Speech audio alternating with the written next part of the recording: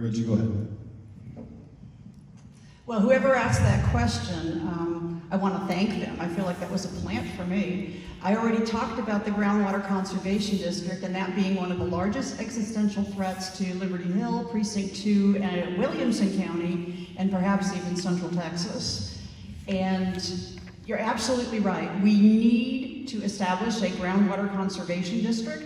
We need to establish controls for surface water. We need to get with TCEQ to ensure that pollution standards are met. And to be perfectly honest with you, I'm a little bit tired of hearing people say, that's not my job. That's not within my jurisdiction. As an elected official, as a senior elected official within this county, everything is my job. I will advocate, I will represent, I will stand on desks of people who actually make the decisions. I will answer the phone, I will return your calls, I will absolutely ensure that we resolve this water issue. I know I've made it quite clear that one of the very first things I'm going to do as your commissioner is to get with Clearwater and Bell County and start the process for water protection rights district within Williamson County. So, thank you. Thank you. So, do you want me to reread it? It's a long one. I think the summary is, why don't we put a moratorium on growth, and with more building allowed, why is more building being allowed when other current residents are having to cut back? I would concur, that sounds accurate. Sort of the summary.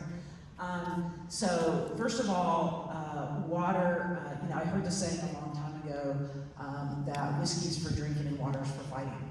And we all know that without adequate water supplies, a city will cease to exist. And that water comes from surface water, it comes from groundwater. One of the things that we have done at the county just recently is taken the vast majority of the federal ARPA funds and allocated those to cities and to mud districts for water-related projects.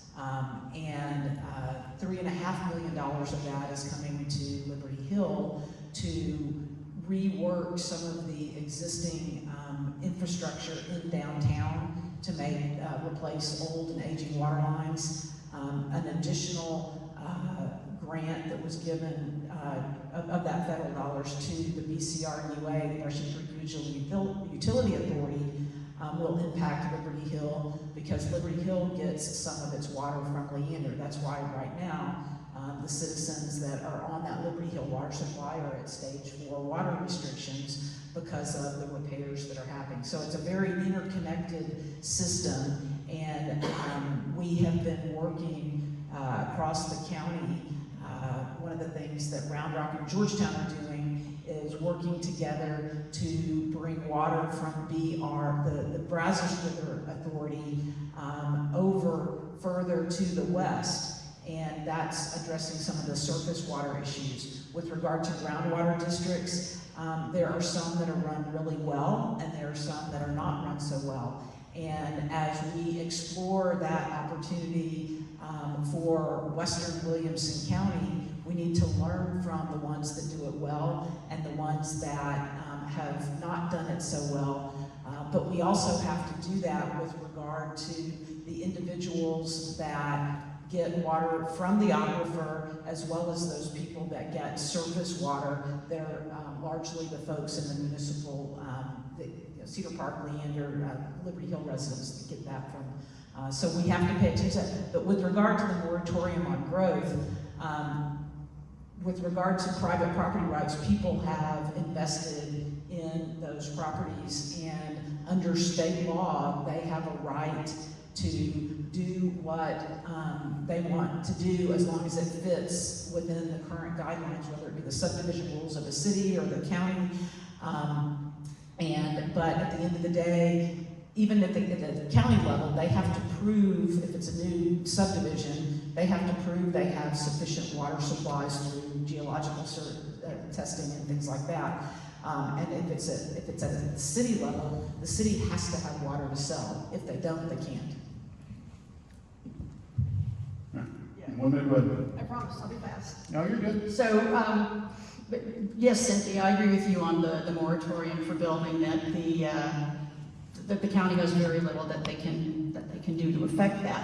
What they can do, though, is to protect those water rights so that when developers come and try to build in an area, that the water will in fact be there. Not there now, but there for the future.